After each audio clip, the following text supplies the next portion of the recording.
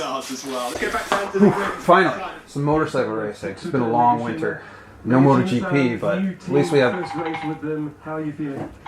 So I'm ready. Can you pause that for me? So in the qualifying, Hello? I had a mistake, little bit mistake, then good. Hey man, I got the best gear, I got a brand new superbike, fully built engine, toy hauler I can live in, the full 9 yards. Who is... Listen, doesn't matter, I just need to know what tire warmers are best. Have you ever been to a track day before? Well, no, this will be the first one, but why does that matter? Everyone I ride with already knows I'm amazing. Well, You know what? Never mind. I'm just going to go ask on Facebook. That's where the real experts are anyways. Who the heck was that? I don't know. Some guy just asking about tire warmers. How'd they get your number? Who even calls people now? Exactly, right? Well, I get this question often enough, though. I'm gonna go figure it out. Okay.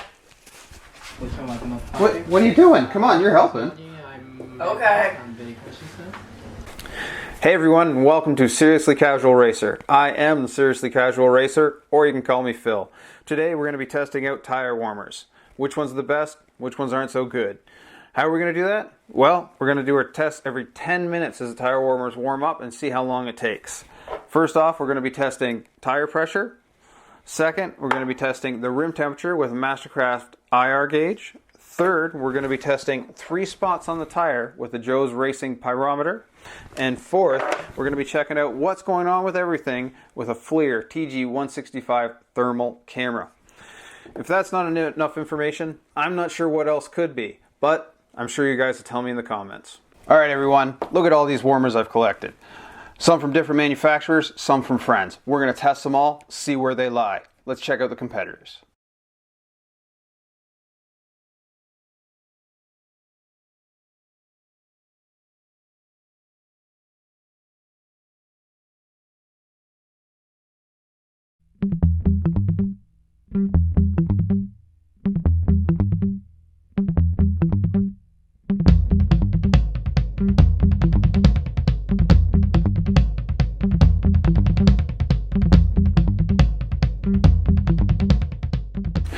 Okay guys, first up we've got the Bickle warmers. Now these happen to be my warmers. Why? Bickle refused to do anything really. They didn't provide a product, which is fine, I understand that, but didn't provide information, didn't provide warranty information, didn't provide specs, didn't provide any kind of help on how to use them or what to look out for. Kind of a big problem in my opinion, especially when you go to the website, it doesn't give you anything else. Now these are basically Vortex warmers, so I were able to find out they're made in China and shipped here, and he puts his name on them. The other big downside to this is the bag. This bag, I've got 2 sets. One bag ripped and is garbage already. This one has not been used at all. It's basically garbage anyway. So I actually switched over to a different container. Came with old Bickle warmers and has worked perfectly for me. Plus sides to these. There are some really good plus sides to them. Manufacturing seems quite good. Stitching is good in everywhere except in a couple areas. You can see I've got a little bit of fraying here. These have been used for well over a year though. No burn marks. No weird wear marks, so that's a big plus. You know that the warmer is working for more than a minute before it starts falling apart. Other things is this user interface, quite easy, quite good. It's nice to have everything in one place rather than running back to the back, go to the front of the bike, back to the back of the bike. It's very nice.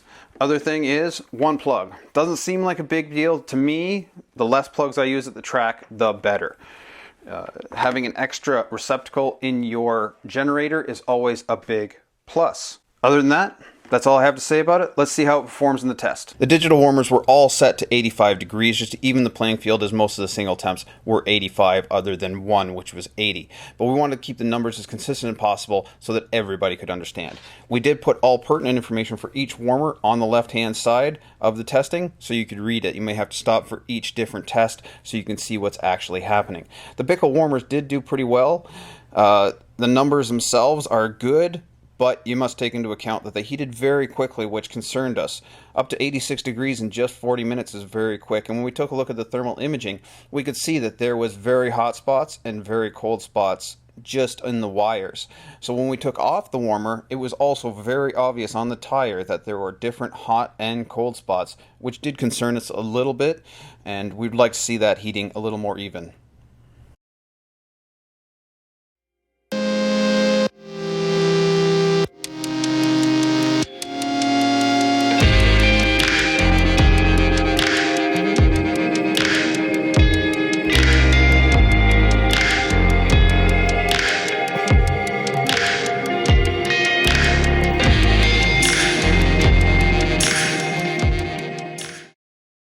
Next up are the Moto-D Warmers. Now, I've been in contact with Moto-D for almost 2.5 months. A month and a half of that was 11 emails back and forth, ending with an email that I couldn't get a response to. I had promises they were going to send world-beating tire warmers to me, and we'd love to crush these guys on video, and this, that, and the other thing.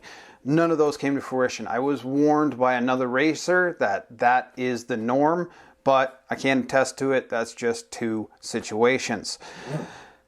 The actual warmers themselves are good looking. The customer service was not good. I called on 3 separate occasions trying to get different specs. What would I do if they broke down? And always got a, can I take your name and phone number? We'll call back to you. Never got a phone call back. Now this is 2.5 weeks ago for the last call, so I'm guessing they're never intending on calling me back to figure out if they can help me with these tire warmers. Look great. Case is great. It's a soft case, but will definitely protect your warmers. You're not going to be piling tires or anything on top of this, but will definitely protect your warmers. Build quality seems pretty good. I like the yellow on the inside. Again, no burn marks on these ones either. They have a nice light to tell you they're on. It does not go off, so it's tough to tell when the warmer is up to heat. But other than that, they're looking pretty good. Let's go to the performance test, see how they do. Most important numbers on the left there, guys. The tire warmer did well. MotoD warmers got up to the temperature that they said they would. However, it took 20 minutes longer than MotoD has in their instructions. The edge temperature of the tire didn't quite get up to that 85, but we're still pretty happy with how it worked. The thermal imaging shows a nice even wear pattern for the heating across the tire, and the rim temperature did get up nice and high, also the highest rim temperature in the test. We believe that's the way it is because it directs the heat very well into the tire and gets it right into the rim. Now, let's move on to the next warmers, see how they did.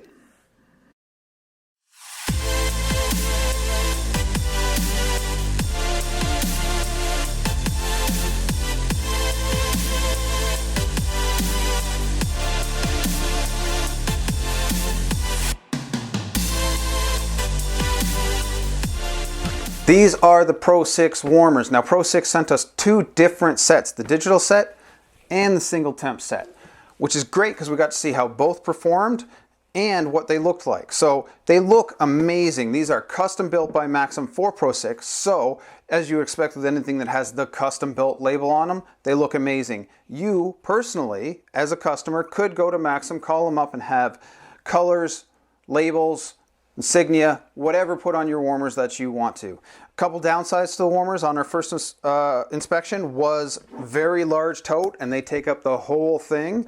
Could be a downside to you, might not be, but it is the largest in the test. Secondly, the programming on the digital warmer was a little confusing. We had to look for the instructions on the card that was sent with it, and it was a little confusing to figure it out. So that's a bit of an issue, but once you get used to it, it's not so bad. Pluses, gorgeous, obviously. 3-year warranty, which is, in my opinion, I've never heard of something that long for a tire warmer. It's great, so you know they'll stand behind it. Jeff actually said, who is the owner of Maxem, actually said if they're still out there, he will fix them. He will make them work, no problem. So the customer service side of these warmers, huge plus. Both Pro6 and Maxem said they were committed to making sure that everything is going well for the people using these warmers. Let's move on now and see how they did the performance tests. With Pro6 and Maxem being so awesome with us, we really wanted these warmers to work. We actually tested the digital and single temp warmers twice each to see if we were doing something wrong, and we just could not get them to loosen up. They were both very stiff coming out of the packaging, which we were warned about, but we could never get them to fit around the tire the way we really wanted them to have that nice tight fit. If you do own these warmers, make sure you pull those drawstrings nice and tight so that you get as tight a fit around as possible. We never got that tight fit, and we think that's why we see a massive difference in our edge temp as opposed to our middle of the tire temperature. If you look at the thermal imaging, you can see this is a very interesting design. They have the wires running vertically rather than horizontally, which is a good idea, I think, in principle, but we ended up with these really, really cold edges, which just isn't good.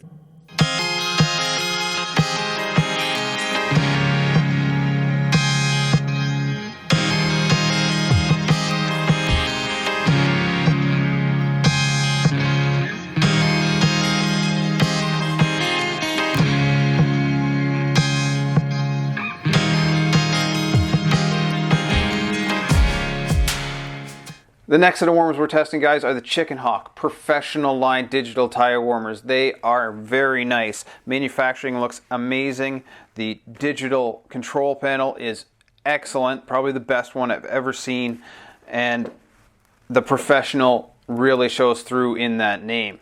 Now, a couple of cons that we did see were really only one, is this outer silver layer does get very hot when you are using the tire warmer.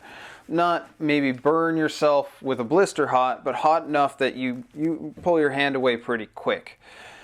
The pros are just about everything. The user interface is a massive step above and beyond anything I have seen. It has a timer. It has heat on, heat off, the amount of time that you've used the warmer. It has the temperature in Fahrenheit, what a set point at, and what the temperature actually is at the time. Tons of information if you want to be able to use it. The next part of it is they fit perfectly. They seem to have a perfect fit on the front and the back without too much effort. There wasn't struggling. The other thing is the case. In my opinion, this is the coolest case of the bunch. Maybe not the most functional, but you feel like James Bond walking out to put tire warmers on your bike, which is always a plus. Chickenhawk Racing customer service has also been top notch. Not only did they send me these warmers to be tested, they took the time to make sure I knew exactly what I was testing, the specs on the tire warmers, even information from the old Iota MotoGP team to see what they had tested. They also knew that I would not be able to penetrate their outer casing with my thermal imaging camera, so they sent me an actual inner workings of the tire warmer so that I knew exactly what it looks like and how the weave went. So beyond that, we're going to go test them, see how they do, but I have a funny feeling they're going to do pretty well. The Chickenhawk warmer performed as expected, getting up to temperature in the prescribed amount of time and holding that temperature much better than most of the other brands on this list. The rim temperature being a bit low was concerning to us, but we think it has something to do with the side skirt design and holding it away from the edge. In the real world, this may not even come into play. The thermal imaging shows us a very smooth and completely consistent heating across the entire tire, as you expect with the tightly packed wires we saw earlier. Our thermal imaging could not penetrate the outside of the tire warmer as we were told, and this is what we got.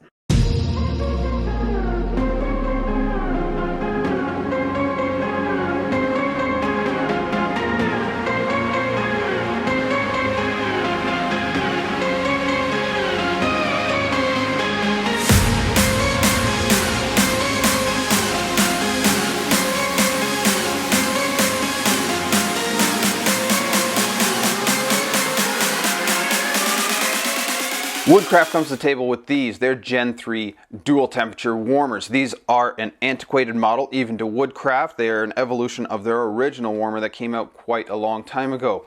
Woodcraft says that they will be bringing out a completely new design and a warmer that's supposed to blow everything out of the water this summer. We just couldn't wait for that to come out to do this test, so these are the ones we're using. Now, as far as build quality goes, right off the bat, these brand new warmers have a little bit of fraying in the corners in a couple places, which isn't great. But there are a lot of pluses to these models. They do have an automatic cutoff, so that when you take your warmers off, you cannot burn them out. They automatically turn off. The light on the cord goes green when it's up to temperature. Beautiful, really good. They have two temperature settings, a warm and a hot. Now you have to make sure that you switch just to the temperature that you want, which I am forgetful. I forget things, but a lot of people find it a big deal. It also has a great bag, probably the most functional bag in the test. It's a soft bag, had extra pockets for different things. And for me, which is a big deal, a very detailed set of instructions. You don't always know what to expect from different warmers or different makes. You might be new getting into it.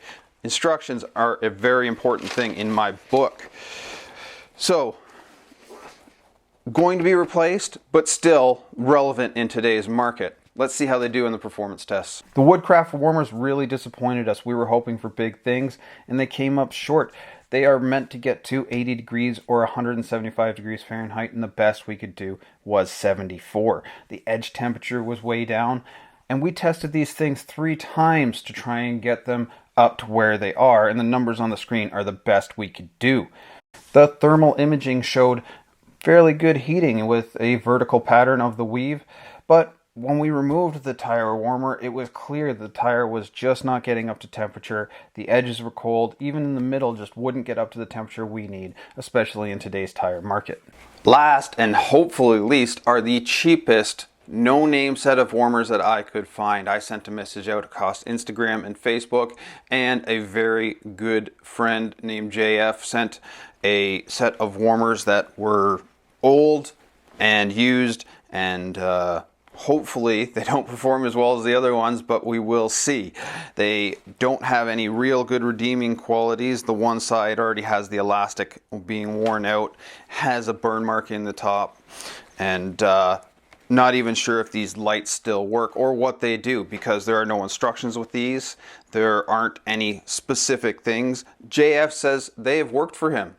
They're hot, they work, so they might actually stand up to some of these other competitors.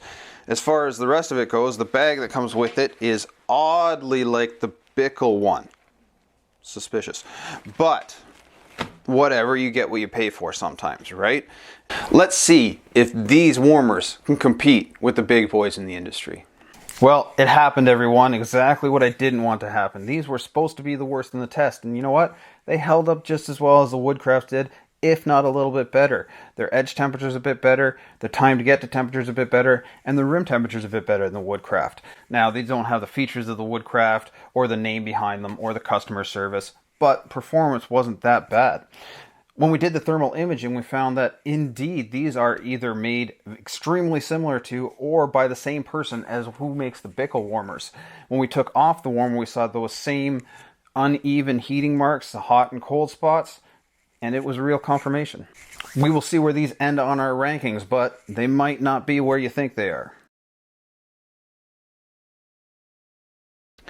I want to take the opportunity to show you guys side-by-side comparisons of all of these warmers. Aside from 2 of them, they're all designed very differently, and I really appreciate different solutions to the same problem. They're all excellent. Remember, having the best tool doesn't necessarily mean getting the best results. Tuning at the track, knowing your tires, getting your pressures and temperatures right, and having suspension used are all part of getting a good track experience. Keep that in mind. This one piece of the puzzle is not going to get you there. Have somebody who knows what they're talking about help you at the track, and get your expert advice from actual experts, guys. Facebook is a sore excuse for trying to get advice from experts. Dave Moss may be on there once in a while, but there are very few experts to be had. Alright guys, let's check out the rankings. Let's go guys, here's my rankings for these tire warmers in my tire warmer test. Number 7 on the test is the no-name warmers. Now, these came very close to placing above the number 6 because they did way better than they were supposed to. These were supposed to be the major failures.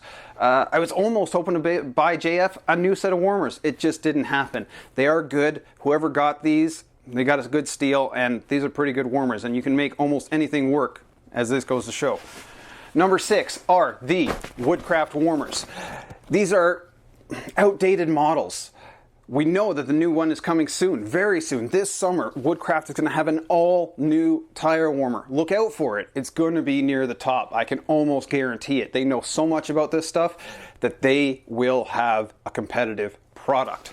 Number 5 is the Pro6 warmers. And in fact, this is number 5 and number 4. Number 5 being the single temp, and number 4 being the digital warmers. They perform so similarly they can almost share one spot, but the digital warmers are a little better for their adjustability. The downsides were the temperatures on the edge of the tires.